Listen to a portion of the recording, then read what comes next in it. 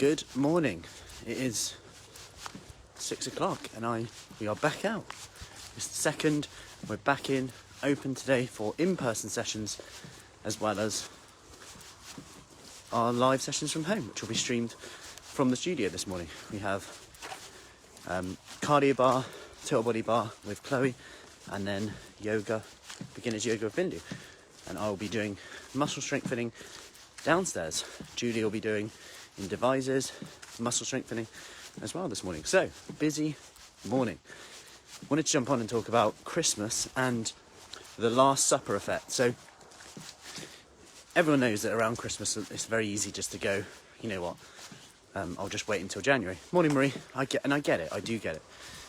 And there's a term called, I'll start in January and things are easier. Morning, Judith. There's a term called the Last Supper effect. And this is what researchers use to actually define a flaw in a lot of dietary studies. So a lot of diet studies actually show greater weight loss than they should. Like, those rapid ones sometimes, because people know they're about to go on a diet. So because people know they're about to go on a diet and they're about to be given a diet by researchers, what do you think they do? What do you think they do? They go, I'm just going to eat more. So they get brought in, and this is what I did when I did my research at Fruci University. I put people on really low calorie diets because I wanted to see their insulin sensitivity, diabetes risk, and I wanted to see what they did after going on a diet. And what we found is when I was chatting to them and briefing them what was about to happen, I was saying, we're going to take bloods on this day, and then next week when you come in, we'll take bloods again, then we're going to put you on a low calorie diet. Great, okay, I better be eating this week then. And the thing is that flaws the study. Morning, Cheryl. That flaws the study because in that week they eat everything and anything because you've just told them you're about to go on a diet. And it's something that some of the ladies say to me, I would start, but I want to enjoy Christmas. And that's fine, I get it. But you've got to remember that there's always going to be Christmases, there's always going to be birthdays, there's always going to be social events, apart from the lockdown. But even then, there's still food around in the house, and it's interesting how lockdown can be. Someone can say, I've done really good this month, but we have been locked down, so there's been no social events, and we put ourselves down. We don't applaud ourselves. Meanwhile, someone else could say, it's been really hard this month because I've had lockdown, so I've been stuck inside and I've eaten more. So the same situation can have a different outcome. Depends on our perspective. Depends on what we think of it. We could see December as, this is my month to look as great as I can for January, for Christmas and January, so I can look back and say, look what I've achieved. Morning, Cheryl. Look what I've achieved in this month.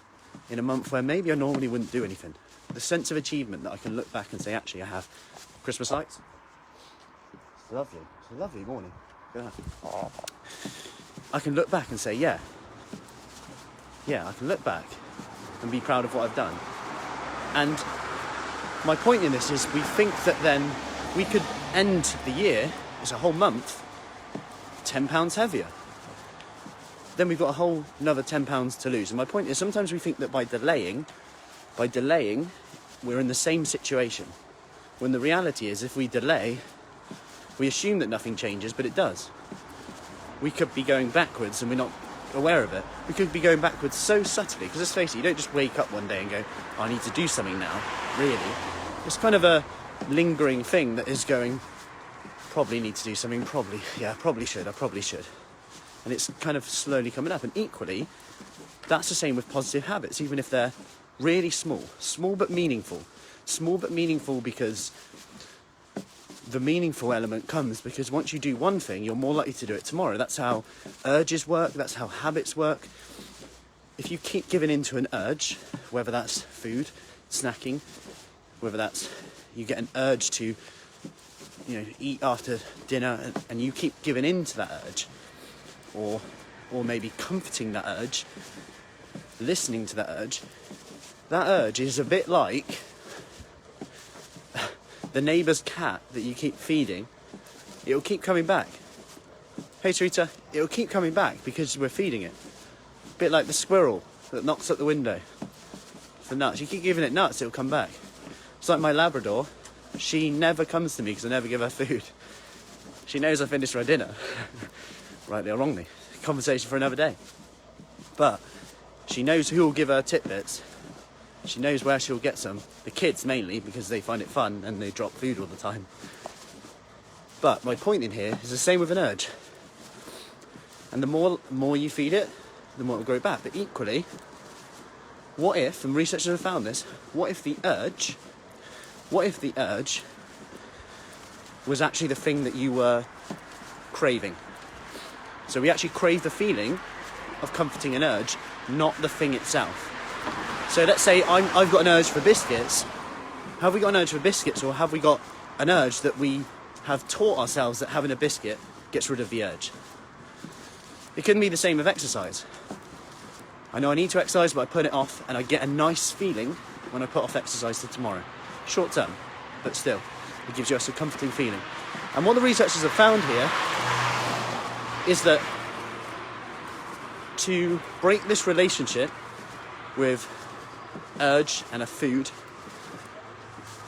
what they found that you can do is actually have the food once in a while when you haven't got an urge for it. Because you've got to remember that biscuits, chocolate, they're delicious.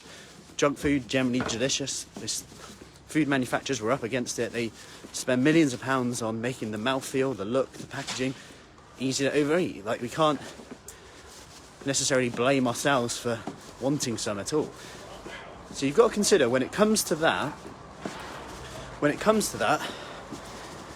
and think when you eat it. We generally eat it when we're tired, stressed, on the go, need a pick-me-up. Of course we're going to enjoy it even more because we're feeling rubbish when we eat it. So the association is feeling rubbish, and then I eat that. Of course we're going to feel better. Anything would make us feel better when you think about it. Having a bath, reading a book, having a nap, taking 10 deep breaths in, exercising. Anything would make you feel better when you're feeling stressed, tired, pretty low. Any self-care element. So what they found was actually if you have it when you don't have an urge, maybe in the morning, you can start to break that relationship. Anyway, I hope that helps. I'm nearly there. I'm at my trusted place of Specsavers with my glasses on my head. Hang on. There we go. Sorry. Now I know. You're going to bend it. It's now too big. Yeah. So, we're nearly at studio, so I'm going to head off. Day one today for a lot of ladies. We have a flexible start date for our 28-day Kickstart from today. So, if you want any more information on that, send over a message and I'll get you the details. Marlborough, Devizes, or all from home. Send over a message, I'll get you the details. Any questions on that, let me know as well. If you have any questions that you want me to answer, do send them over. Speak soon. Take care.